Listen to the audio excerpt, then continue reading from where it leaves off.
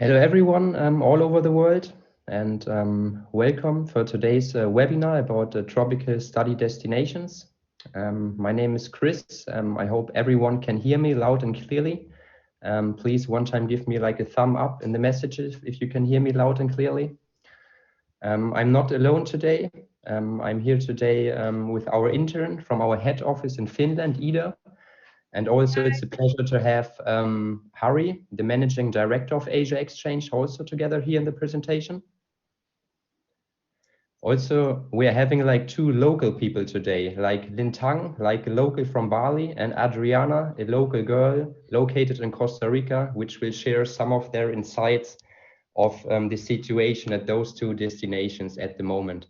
So basically the presentation we are organizing today is to give the students like a better overview about choosing a study abroad destination, Bali or Costa Rica, and yeah, what could be like more suitable for their studies. So I want to start off by giving Harry the mic because Harry just came back from Costa Rica. So I think it's very suitable if he can like start off. Hi, Harry. Hi, Christopher. Thank you for the opening and welcome everybody also on my behalf for this very interesting webinar of the tropical study destinations. I couldn't be more excited. I just wish I would be still student so I could have this challenge of choosing between these two great destinations. But yeah, I'm a co-founder of Asia Exchange and Beyond Abroad, and I did my semester abroad 15 years ago in China, and that's where we got the idea of establishing the company and helping other people also to experience something as great as we did as students. And this is because all the greatest things that has happened personally in my life, they are somehow related for going abroad. So it doesn't matter if it's about studying or finding a job or a company or even my nowadays wife. So that's also happened because of going abroad. So that's something that I cannot highlight enough, that how important it could be also for all of you. And for Bali, my history is I have visited there first time, I think in 2008, and after that 25 times. So I know something about it, and I have also lived there maybe 6 times, so that at least like 2 months. So part of my heart is definitely there. And just like Christopher said, I just came yesterday from Costa Rica, first visit ever to Latin America. And I'm so excited also about that destination. I was constantly comparing like these two great destinations to each others. And beginning it felt that, can I really kind of say what are the main differences? It was pretty difficult. I guess it can be also for you right now. But when I was there, of course, I found some differences, but also some similarities. And I always say that if there is only good options available, then it's difficult to choose. If there would be bad and good option, then of course it's easy to choose the good option only. But this is a positive problem when choosing of the great study destination. The past year has been, of course, very challenging for all of us and everybody who has wanted to go to study abroad. And there is so many unfortunate situations that students didn't have the chance to go because of the pandemic. But luckily there is light at the end of the tunnel. And we know we helped last year, which was like still like COVID started a year ago. We still were able to send 320 students to go abroad. And they went mainly to destinations like Thailand, Korea, which are still open, and Lisbon in Europe, and Sardinia as well, which are also part of Beyond Abroad destinations. But now we have recently heard some positive signs also from Bali. So Indonesia government is really trying to make everything they can that they open up Bali the first, because it's also like very important for Indonesian tourism. There is every year 10 million tourists going to Bali, 6 million locals and 4 million internationals. So of course they want to open up that in the first wave. And we also have team there. So besides Ling Tang, we have multiple other team members there, and who are our previous students, our previous interns, and nowadays working for us. So we are every day monitoring the situation, that when it's safe to go, when there's a way to go, when we will make our students aware of it. And as you can see, if I was in, well, I have this proof from Costa Rica. It's a T-shirt from Ulasit University, which is our partner. So I really was there. I came yesterday night, so a little bit jet lag still. But it is possible to go even as a tourist to Costa Rica, and they have this corona situation very well under control. At the moment, students are studying online there, but also there is the silver lining that you can go and explore the beautiful Costa Rica, the jungles, the volcanoes, the beaches, whatever, or the cities, and study online. So you are not like stuck at the campus, which is actually a pretty nice campus, but you are instead you can go all around the country and do your semester or studies online. But for the like we are having a May intake and still applications open, I think at the end of this week still for the May intake. So that will most likely happen completely online, but students can travel to Costa Rica. But for the September intake, they believe that it will be happening at the campus in a normal way. But still, they are pretty flexible and they understand that it's not all about sitting in the classrooms, but it's about seeing the country same time and being able to explore. But without further words, I would like to Chris take over and continue with the presentation. Yeah, thank you so much for your interesting words, Harry. And from this insight, like straight from Costa Rica, and happy to have you back, healthy and safe here. Yeah, we prepared like a small agenda for the presentation today. We want to start off like showing you like what is Asia Exchange, like what are we actually doing, and how are we supporting you to study abroad. Then we will start off with a little bit of fun comparison, like comparing Bali and Costa Rica, like different aspects, which could be interesting for students. In the third part, we will ask locals. So we have Lintang from Bali and Adriana from Costa Rica here. So we can get some fresh info how the situation is at the moment at those areas. And in the end, we want to provide you like some tips and also like answer all those questions from you guys. For this, please just use the mic. And also if you have a question during the presentation, you can also just raise it up. We want to have like an interactive session here and not just doing a presentation. So please, yeah, ask us everything which is on your mind. Yeah, a little bit about the background about Asia Exchange. The company had been established in 2007, so we are already operating pretty long at the market. It's a Finnish company, and the two founders, Harry and Thomas, had been exchange students by themselves. And at this time, everything was a little bit more complicated to set it up and to organize. So the thought behind like raising up this company was always, how can we make this procedure of studying abroad more easy for students, mainly out of Europe? But now we have students like all over the world. So how we can make this whole system like most international, but also like to keep it like on a low price, so we can make it available like for many rather than a few. So this was also like always the vision of the company. And by now we are like the biggest freelance company sending students to our Asian partner universities.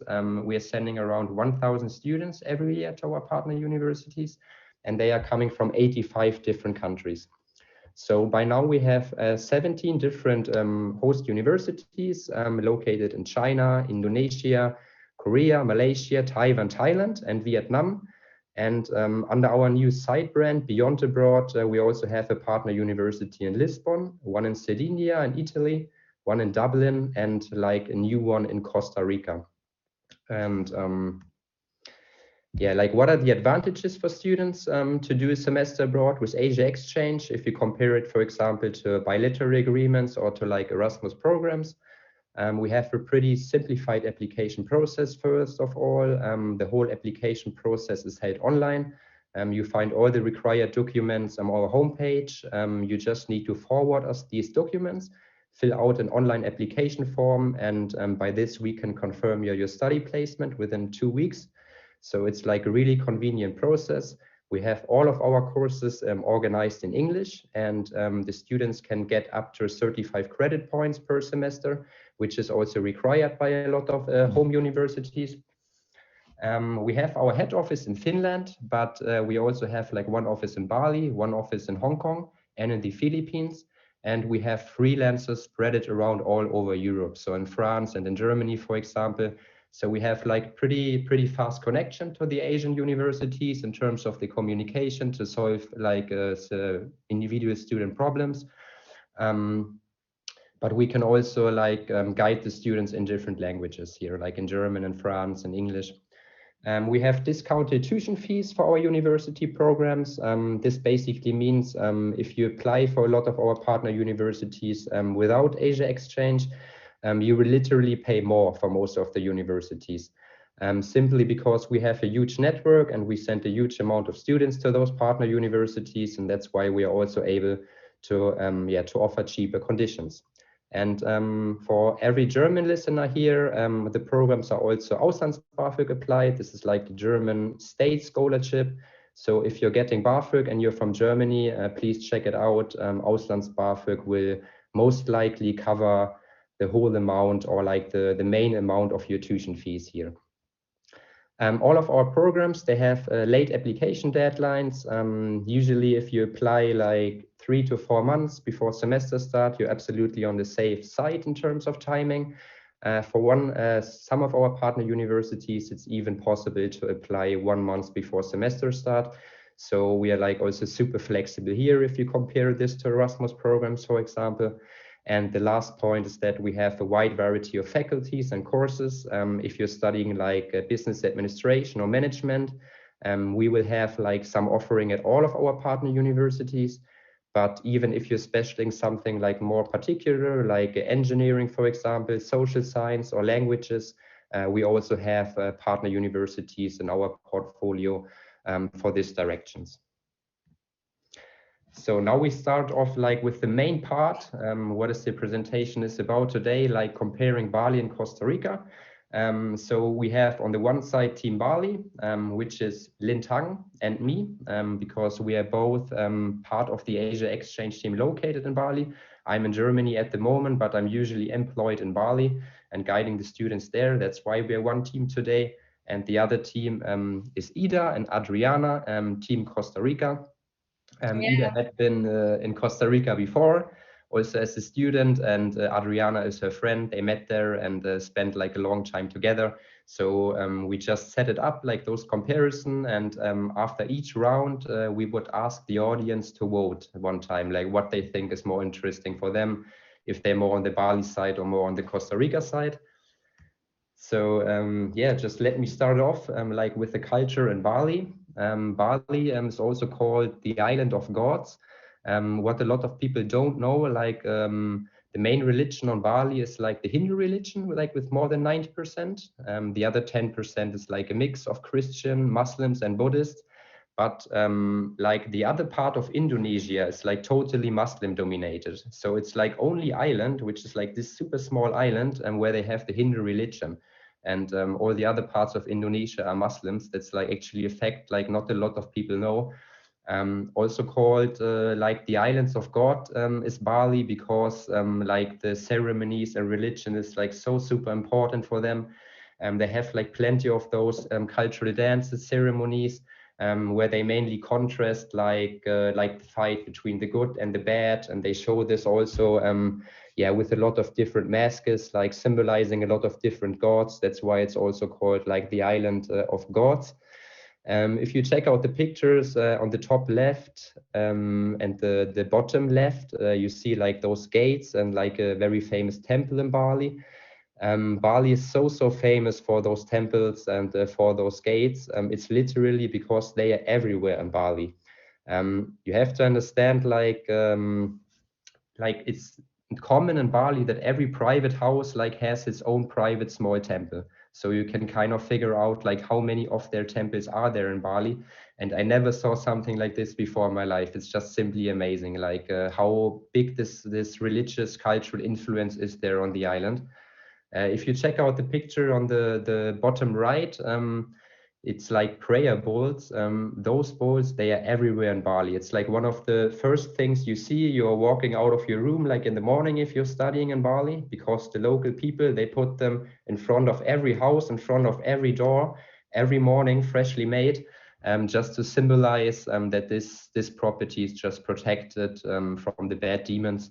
And it's something I never saw before in my life. And you see them literally everywhere. You see them in front of the supermarket, at the beach, in front of the houses. So it's something like super special for Bali here. Yeah, this is for the culture for my part. All right, my turn. Bali sounds amazing, but let me introduce you to Costa Rica, because that was my study abroad destination and I completely loved it. The most known part of the culture is Pura Vida. Do you want Adriana tell us what Pura Vida means? Okay, hello everyone. Ila, just to confirm, can you hear me? Yes, I can. Okay, perfect. Pura vida is an expression that we all use for pretty much everything, but more than an expression, it means your lifestyle. We're very like carefree, and we know that all things are going to come out well in the end. So why stress about so much stuff if everything's gonna do well and you're gonna eventually be amazing? So pura vida, do not worry. Just take it easy and enjoy the nature and your life, because it's very short. So make the best out of it and do not stress. Exactly. And actually, Costa Rica has been chosen as one of the happiest countries in the world. So that is what I wanted to experience. I wanted to see how is it like to live in one of the happiest countries in the world. And I think the good part of Pura Vida is that it's you care about the other people. Family in Costa Rica is very important, and the social life is very important. And what I have noticed also, Costa Ricans are very proud of their culture. They are very proud and want to welcome foreigners there and show them how beautiful their country is, and let them see what Pura Vida looks like. Yeah, I think that's for the culture. Now it's your turn, so please vote. What is more interesting for you, Bali or Costa Rica? All right, let's make it a tight competition. You have 10 more seconds to vote. Please be fast. So we have all the 5 rounds, and at the end of those 5 rounds, which one of the destination is going to win the most round is going to be the winner of this webinar. Really interesting to see. All right, we have the results for the first poll. So Costa Rica won it very tightly. Well, that's pretty close though. Yeah, all right. Is it only the destinations themselves or the presenters as well? But anyway, good luck, good job, Ida. There, I just looked at we have so many Finnish audience also in the as a participants that Finland has been chosen 3 years in a row as the happiest country in the world. Maybe we should have put also Finland there. Yeah, all right, but let's move on for the second round. The topic of second round, you wanna start with that, Chris? Yeah, sure.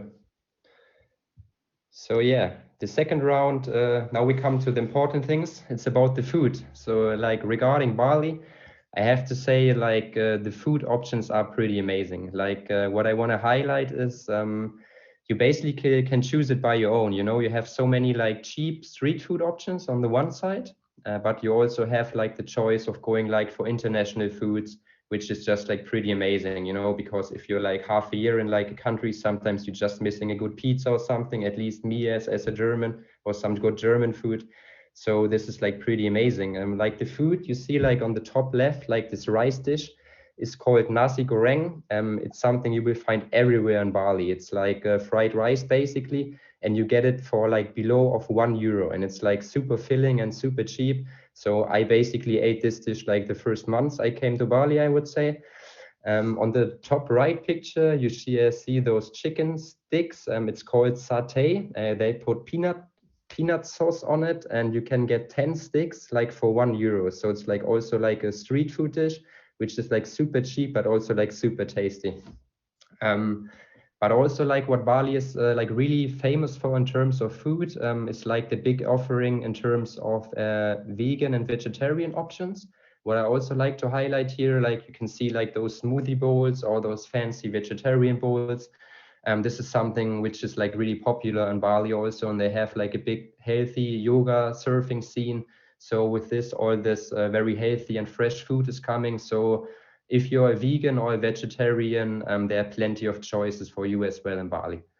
And one fun fact also, when you're studying in Bali, you're basically not cooking by yourself. You're always going out to eat. This is something which not only the students do or the international people there, but also the local people. It's just a different style, like how they live it. So you eat outside, you spend a lot of time eating outside in restaurants or ordering food. So yeah, food has like a pretty high priority in the culture there and like in the country itself. And I really enjoy it just to go out to eat and have like all those options on a budget.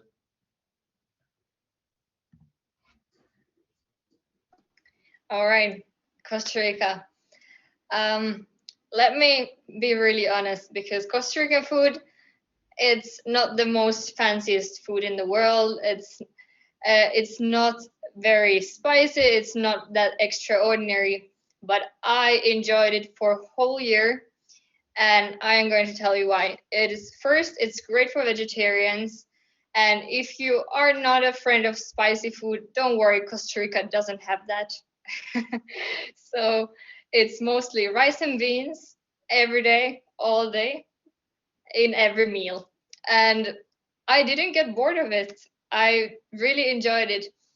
And if you get tired of rice and beans, there is so many fruits, like all the fruits you can imagine. The pink, weird looking fruit, it's mamoncino, and that's my favorite fruit of the world. And you can't really find it, at least in Finland. So I would definitely go to Costa Rica for that. And the last thing, if you're not impressed with the food, I will say you will be impressed with the coffee. If you're a coffee lover, Costa Rica is your country, because you can see and experience, you can see the coffee beans growing in the trees, and then you can taste it fresh when they have just been collected. So give your vote for Costa Rica if you love coffee. All right. I think that's the food for Costa Rica. Awesome. Yeah, please audience, please vote. Like, what do you think? Yeah. Which food is more tastier for you?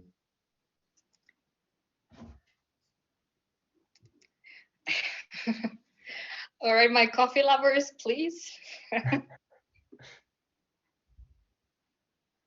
Okay. Let me see. We have already, almost every one of you has voted. Let's see. Oh, so this one went for Bali. Awesome. So we're even now. So like 1-1. the next round. Can I still add before you go there that it was great description, Chris, from you, like Balinese food, but besides that, it is maybe the most versatile international kitchen in Bali that I have seen anywhere. So you can find any kitchen in the world in Bali, delicious food. So food lovers paradise, definitely. Yeah, exactly. That's also like what I thought always. It's like pretty amazing that you just have this contrast, like cheap local foods, which are like super tasty, but in the end, you're always going to miss sometimes like a local fruit from your home or something international, and then you can also go for it. That's pretty nice. If we come to the next topic and we have a look at the living costs in Bali, first I like to talk a little bit about the accommodation styles. Usually if students come to Bali to study there, they have two different options. They go to rent a private villa and share it with other students, or they go for a guest house. In the guest house, you have like a shared pool, but you also have a private room. So it's also pretty convenient. The guest house, in terms of the pricing, it's between 150 and 300 euros per month, like everything included, depending on the style and the size for sure. And for the private villas, which you see like here on the bottom right, like in example pictures, This is, for example, like a villa with 4 bedroom, and the cost is like 1,500 euros per month. So if you're going for a private villa, you will end up paying between 200 and 500 euros per month, depending on the size and the style of the villa. But I would say this is like, yeah, like super amazing. I mean, you can live for 150 to 500 euros and you get like so much out of your money here in terms of the lifestyle. Also having in mind that you're just moving in with the bag, like all those places, they are fully furnished. Like they have someone who's taking care of the garden, someone who's taking care of the pool. It literally feels like you're living in an Airbnb place. Also, you don't have to pay any deposit. You don't make any rental contracts. You just rent like from month to month. So you're like super flexible. You could also decide to stay 1 month in this area, then check out another area. And yeah, this is like really student friendly. In terms of transportation, most of our students go for rent their own scooter. You can rent a scooter in Bali for like 50, 60, 70 euros per month. So like really decent prices. And it's just a really nice and free way to explore the island, drive around and exploring everything by your own. Students who don't want to drive a scooter by themselves, there are also plenty of taxi apps available. I think every one of you knows Uber, and it's not Uber, but for example, Gojek operating in Bali, and it's the same like Uber. You can just call a taxi via app. You can order a car taxi or a motorbike taxi, and it's ridiculous cheap. Like really, like driving like half an hour in a taxi is below than 3 euros. So also having in mind you're going out, going to party, clubbing, maybe having some drinks, it's always a good choice and an absolutely must-have app like Gojek. If you check out the costs for the food, it's a little bit hard to say. I would say you spend around 1 to 8 euros per dish, depending on what you eat and like the quality of the restaurant. But you're totally fine with 1 to 3 euros. So I would say I spent an average like 2.50 euros for one dish, including like a nice fruit shake or something. So yeah, that's absolutely cheap. And one last point to highlight, mobile data is also like really cheap in Bali. So you pay like for more than 20 gigabyte, less than 10 euros, and you don't need to make a contract. You can just top it up. So like for students, having in mind that a lot of students also study like in restaurants or like in beach club, which is also very popular. It's really, yeah, it's a nice benefit to just have cheap mobile data. So the average expenditures for students, we would say, is roughly around 600 euros. I mean, you can say plus minus 200 euros for sure, depending on your lifestyle and everything. But you really get a lot for your money in Bali.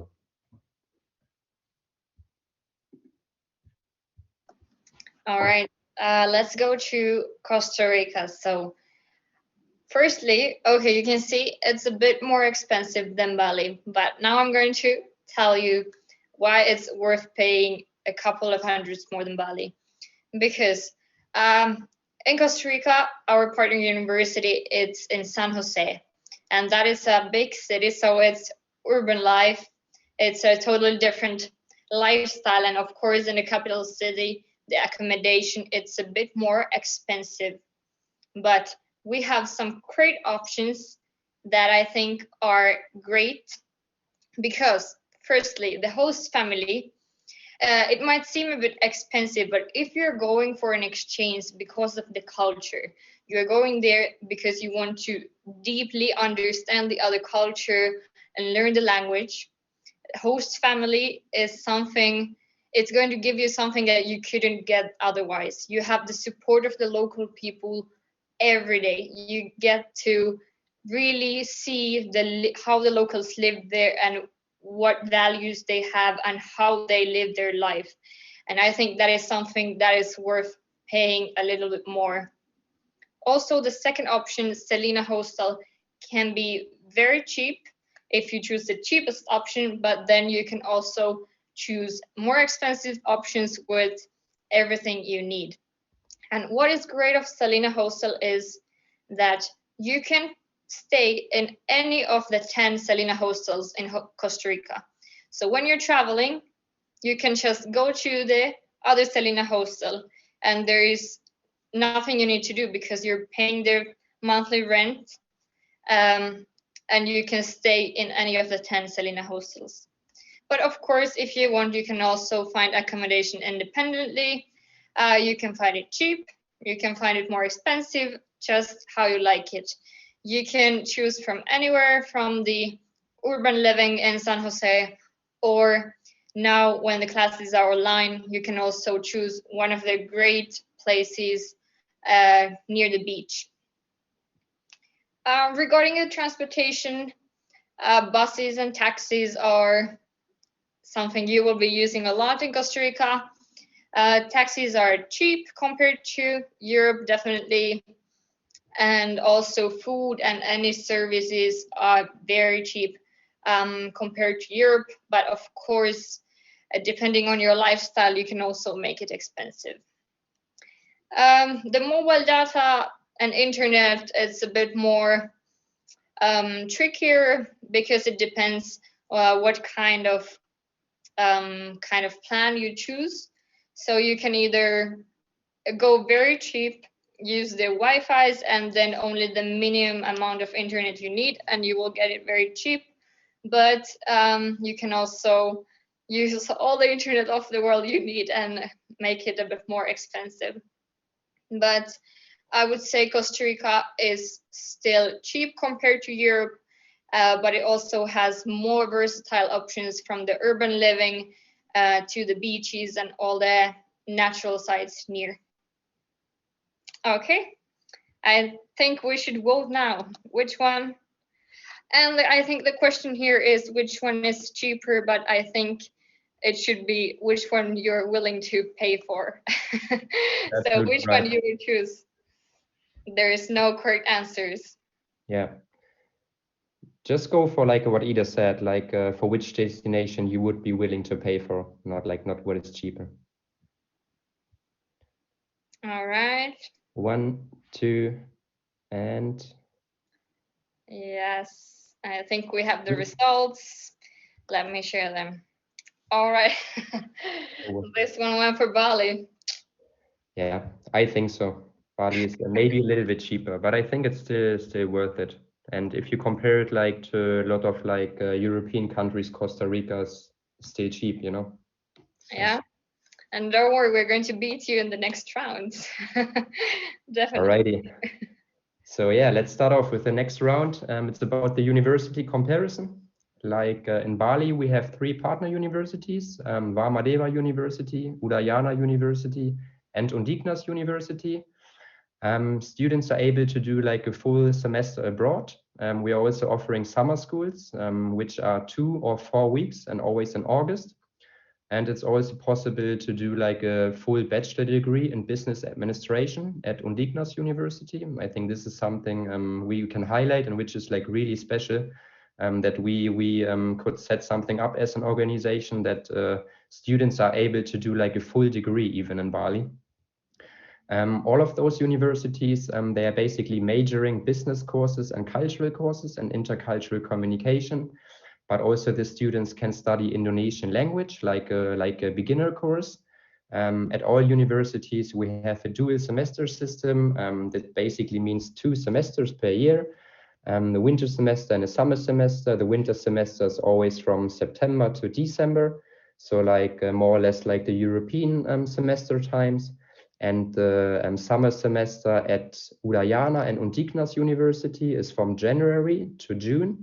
And at Varmadeva University, it's from March until July.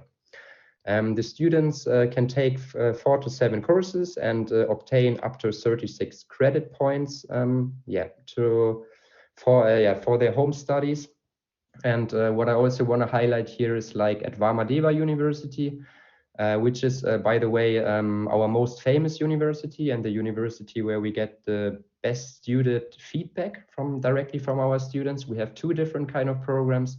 One is called WIP, Varmadeva International Program, and the other one BBF, Bali Business Foundation Program.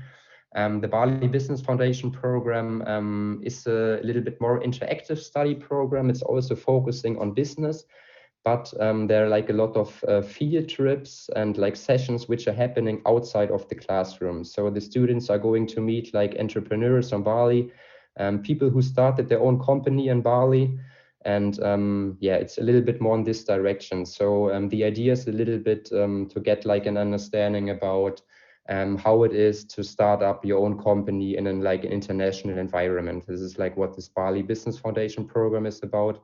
And the student really appreciated that like so many yeah, of those classes are outside of the classroom, and they can combine like exploring the island and really get like a first impression of all the companies and yeah, everything there in Bali. And one last point, Vamadeva University is also working at some new study abroad programs. One will be about sustainability, because Bali has also like huge issues like with plastic. And so they are starting off one new study program about sustainability, which will most likely be available next autumn. And like the second new study abroad program is about influencer marketing. Bali is one of the most famous influencer places on the whole world. If you're scrolling Instagram, like you literally see so many Bali pictures, and as this is also like a huge, yeah, like a huge revenue stream for like a lot of companies and like has a huge business future, they set it up this influencer marketing program in the future. And yeah, on the pictures you can see like the campus of Udayana University. The campuses of all three universities look pretty similar, I would say. It's relatively green, which is really nice and appreciated by the students. And yeah, that's it for the Bali universities.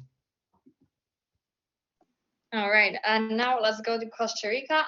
And we have there one partner university, just like in Harry's shirt, ULACIT. And it is the best private university in Costa Rica and also one of the leading universities in whole Central America. And they're working with this project-based learning method developed by Harvard University's Project Zero. So there is no traditional exams or lectures. The learning is based on projects and really trying to find the best ways for the student to learn and not only repeat what the professors are teaching. So it's really an innovative study method to get the best learning results. And they are working with a trimester system. So we have still 1 week time to apply for the summer semester, and then we have the next trimester starting in autumn. And what subjects you can study, as Ola said, there is the basic business administration, economics, management, but also international relations, including Latin American culture, peace and conflict resolution, political science, international law courses, and we're hoping to get also some environmental and sustainability related courses very soon. And also I think Spanish language is important to highlight because it's very important in nowadays world, definitely one you want to learn. And I don't think there is any better place to learn it than Costa Rica and ULACIT. All right, let's go for the voting. Give me a second. All right, please vote.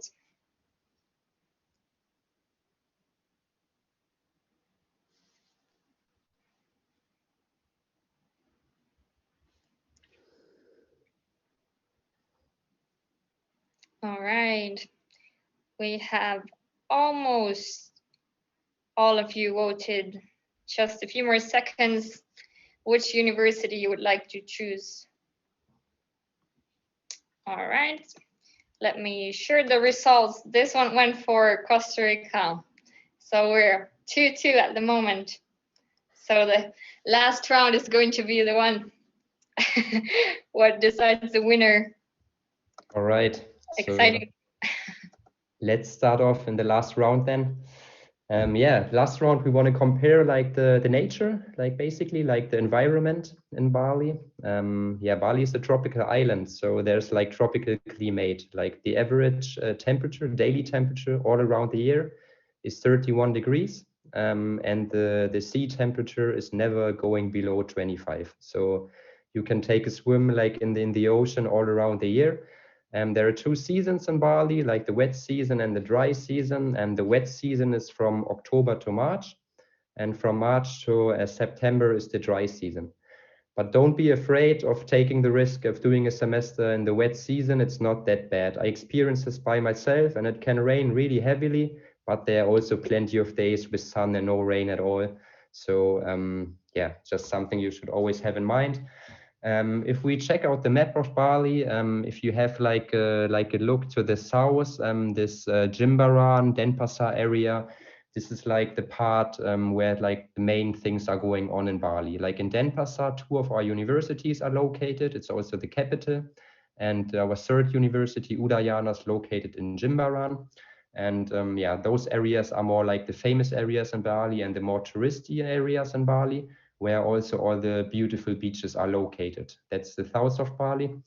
If we go a little bit more to the top, like the middle of Bali, it's mainly jungle and also like rice terraces. This is also something what Bali is like really famous for, like those rice terraces like located at the hills, which look like, yeah, like super, super epic, really, like super cool. And like in the north and east of Bali, there are like two active volcanoes. One's the Mount Batur and Mount Agung. The Mount Agung is more than 3,000 meters high, and there are like also trips organized to climb on those volcanoes. I did it once, and it's like pretty amazing. You're like so high, you're walking over the clouds, and then seeing the volcano. There's still some spots where the ground is so hot, and you can like warm up. Yeah, some food or like cook an egg or something. So it's pretty epic to see like still active volcanoes. And yeah, that's basically it, like from the environment of Bali. Thank you, Chris. That Thanks a sounds lot. really nice. Oh my God, I want to go to Bali too. But let's go to Costa Rica first, because just like Bali, Costa Rica has also the dry season and the rainy season. But no worries, sun is shining in every season. So don't be afraid to visit also the rainy season, just like in Bali. What is wonderful about Costa Rica is that they really care about the environment and are doing a lot to protect it and sustain it as beautiful as they have it there. So almost 1/4 of the land in Costa Rica is national parks and reserves. So for example, you can't see any mansions or big buildings on the beaches because all of the beaches are national parks. So they are really protected, and there's really no trash on the beaches. There is volcanoes, just like in Bali, but also like colder mountains. I climbed the highest mountain in Costa Rica, and there was ice on the top there, so it was really cold. I didn't think I needed a warm jacket in Costa Rica, but I did. Yeah, there is everything from the urban life to all the wild animals. And yeah, is there something, Adriana, you would like to add? I know you have studied tourism. Yeah, I was kind of hoping for it. I was like, is this my moment? Okay, so what can I say about Costa Rica that Ida hasn't said yet? We have a lot of things that you can see. You basically, Costa Rica is known for being very versatile, so it fits to your necessities or to what you want to see. I live in the mountain basically, so I have trees and mountains and all the things like really close to me. But I mean, 15 kilometers from my house, there's the beach. So if that doesn't say how diverse Costa Rica is, I don't know what does. Because yeah, you can see a mountain right in front of my house, but beyond that mountain, there's the beach. So you can go from here to there really quick, and you can see a lot of things. You can see volcanoes, especially in San Jose area. You can see like 5 volcanoes that are still active, and it's a pretty cool experience. I have visited maybe like 3 or 4 of them, and they're pretty cool. We just got rid of plastic, so if you go to a supermarket, make sure to bring your bags, because they're not going to give you any plastic bags anymore, or straws or utensils, which I think it's pretty cool.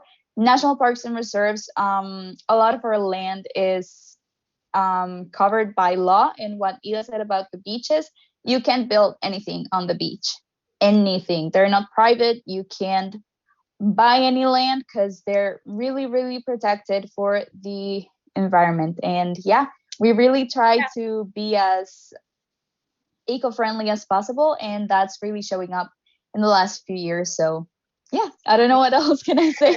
Thank you. I think that was everything we need to say. Now let's do the voting. I think this one is going to be very tight. The final round. Yeah. So I think those, yeah. I mean, those were good points that you had been bringing up. I think Bali really has a big problem, like with all those plastic trash, and I think Costa Rica's like a few steps ahead here already, like in terms of saving the environment. Yeah. Well, that's one reason why we are establishing together with the universities Bali Green Academy. So we want to educate not only like foreigners but also local people that how to preserve the nature. Yeah, true. All right. Are you ready for the results of this competition? That wasn't. Let's see. So the winner is Costa Rica, but I think it was a really tight competition because we only won with 1 round. And I think Bali and Costa Rica are both great destinations. Yeah, absolutely. I think there's like nothing wrong with both destinations, but it's really interesting like to see like those insights like also from the audience. And I think maybe one reason which has also been influencing everyone is like the Corona situation. I mean, if we speak about Corona, like Costa Rica is simply more suitable than Bali at the moment in terms of the regulations, in terms of the Corona numbers. And this is, I think, also like a strong argument speaking for Costa Rica, especially in the actual times we have. Yeah, and I think now we can take some questions if we have from the audience for the locals also to answer, and also you can ask Harry. He's also visited both of the destinations, so some great insight there. Yeah, please just use the mic to ask your questions. But I maybe, because I'm just going to start off, Lintang, how it's going? How is the situation in Bali? It's like pretty late already, right? Yeah, it's almost 11 p.m. here in Bali. Yeah. Yeah, but for the Corona situation in Bali was like so far in the beginning of 2021, it's like the Corona restriction is getting strict again. So everything is still open, but they only open at until 9 p.m. So after that, everything is blackout. So yeah, so everything is closed. But now from now on, it's like everything start to back to normal, like slowly, smoothly as well. Okay. So and I'm also quite optimistic that Bali will reopen in short time. And also the now everything goes back to I mean the stores, the restaurants, and all of the public places are back to normal. They are open for 24 hours, but it's exceptional for the restaurants. Like after 10 p.m., it's like the customers only allowed to take away, you know, so you're not allowed to dine in. So yeah, and the mask is still mandatory.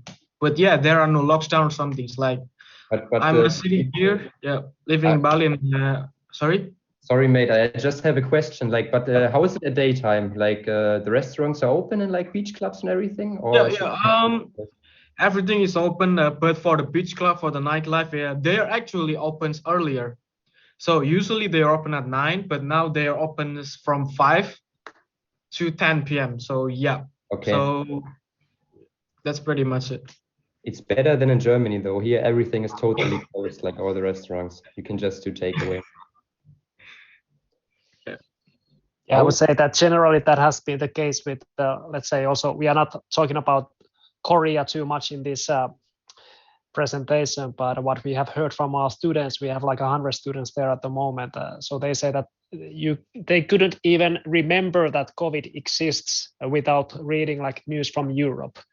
So the situation is that good, and it has been, Corona started from China, but it pretty quickly went so that Asia was generally like the safest destination for Corona. And now when I was coming back from Costa Rica 2 days ago, I was checking which flights are banned, which countries cannot access to.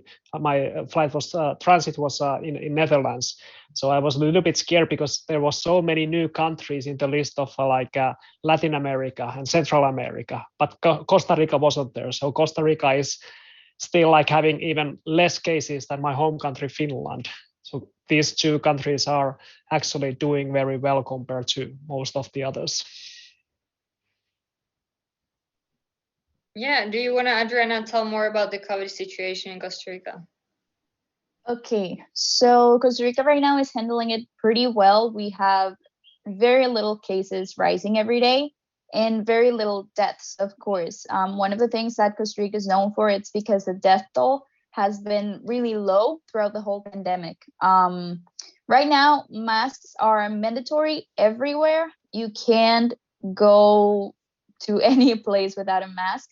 There is a curfew at 11 p.m. every day. There's no curfew on the weekends though. And yeah, restaurants and basically every single place is working with 50% of people. You can't fit any more people into that. Social distancing is pretty good. I mean, Costa Ricans, I think, have developed that habit of washing their hands and using alcohol and pretty much putting alcohol in every single surface they touch. That's what I do. And I travel a lot to San Jose, and I know that in buses and everything, people are being pretty safe. They're using their masks. They're doing what the government says to do. And hospitals are pretty much, I think, empty at this point. There's very little people hospitalized because of COVID. So yeah, hopefully you don't need to use it, but if you need to go to the hospital, you know that there is a bed for you. And yeah, I think you have to quarantine when you come to Costa Rica. It's not like pretty mandatory anymore because of the cases, but I mean, for your safety, you could do quarantine. And yeah, I think that's pretty much it. No curfew, only until 11 p.m. on weekdays, no curfew on the weekends. And yeah, everything 50% full, and use your masks and wash your hands. That's good. Thank you. Could also add here that the COVID test is very easy to get, so you can get it even in the same day if you need, and the price was for me only $35, so much more affordable than the €200 that I needed to pay for in Finland in the private sector.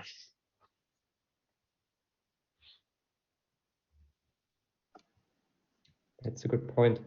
Are there any more questions from our audience, from our students here? Please feel free to unmute yourself, open the cam and just freely ask whatever is on your mind. We want to clarify everything here. Yeah, no, also you can write it in the chat if you want. One question for you, Lintang, how is the Corona situation in Bali?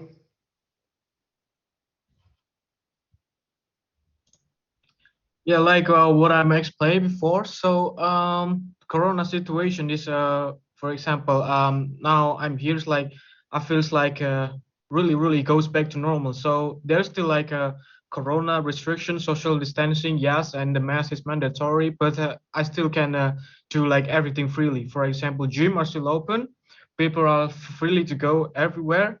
The shop open for 24 hours, the restaurants. So yeah, I feel like I just go back to the normal times, So yeah, it's still pretty good here. So yeah, no stress at all.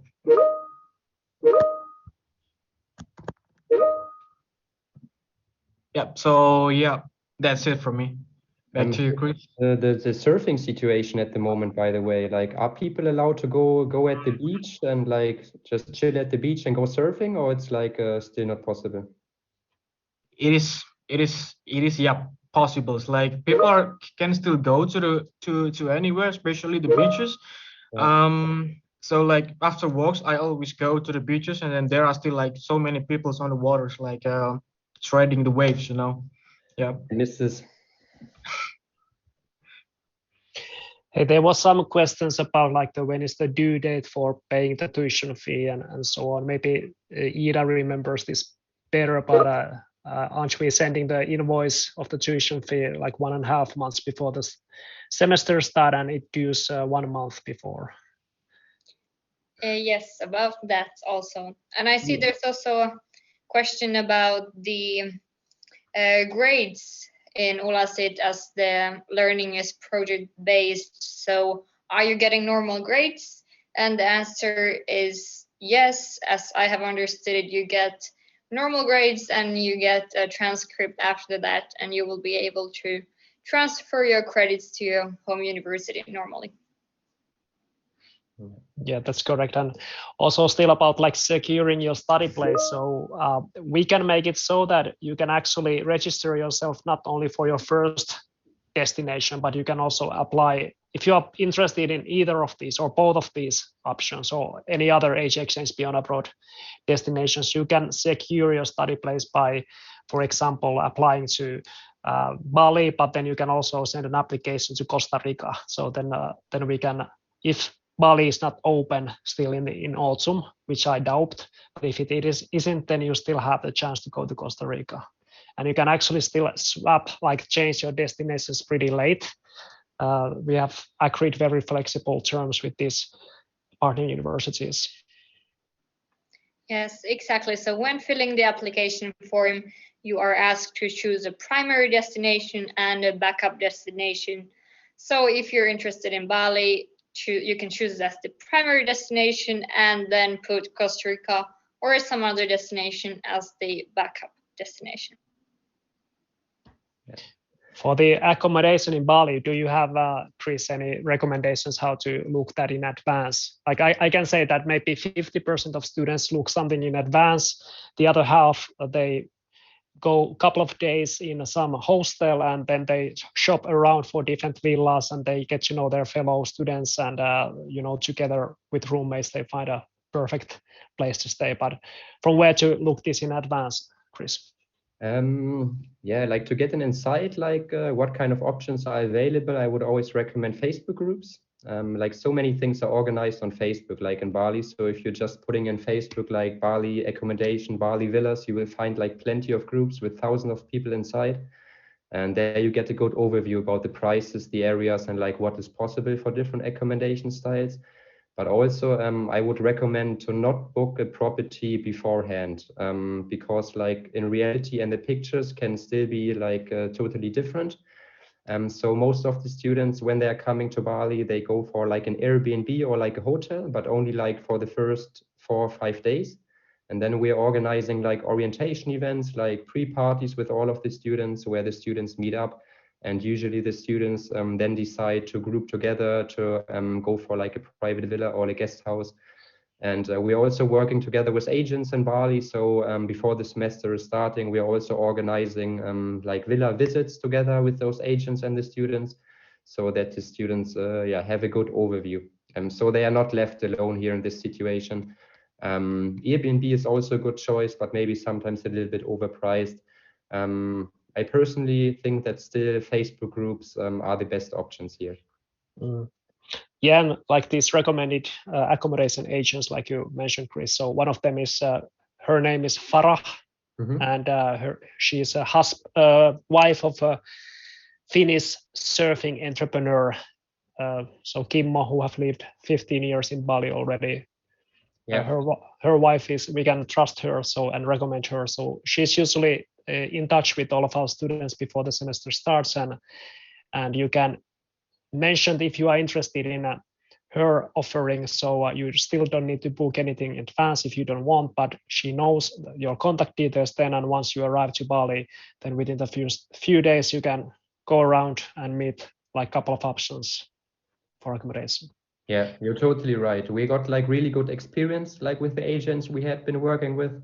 So if you want to reach out to our agent directly, just contact us on WhatsApp or via mail, and we can yeah, like provide you the info of the agent if you want to get like some offering before. But still, it's like you don't need to plan like half a year in advance. Like it's totally fine if you like check it out a few weeks before your semester is starting. It's just like a fast changing environment like this accommodation market in Bali. So it doesn't make sense to check it out half a year before. It's super easy and super nice to find a place in Bali. Also having in mind that you don't pay commission, that you don't pay deposit, and you only have like a monthly rental contracts. It's like nothing you can make wrong, actually. No worries. Well, I don't know if there are any more questions, but can I share quickly my screen at the end? Yeah, please. Okay, just a second. So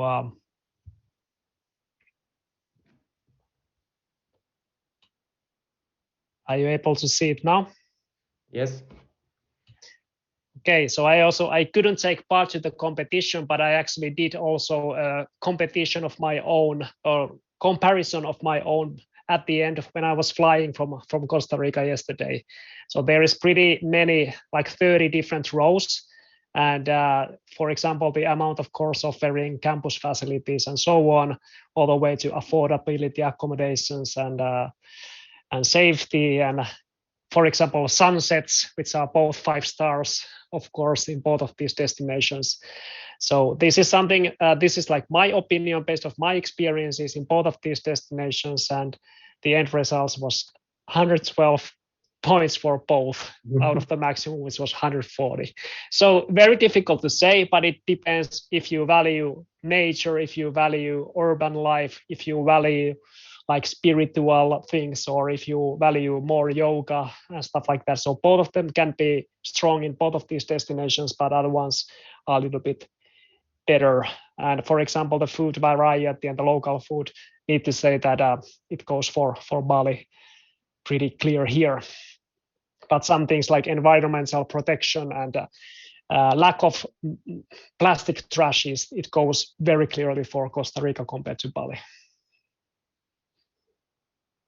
And also like Wi-Fi and mobile coverage. In Bali, this is actually very good.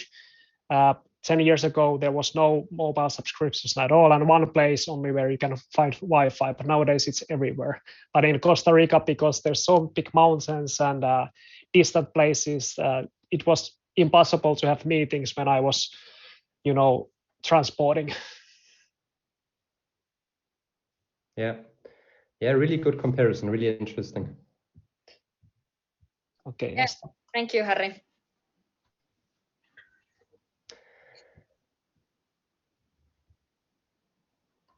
Alrighty, are there any more questions?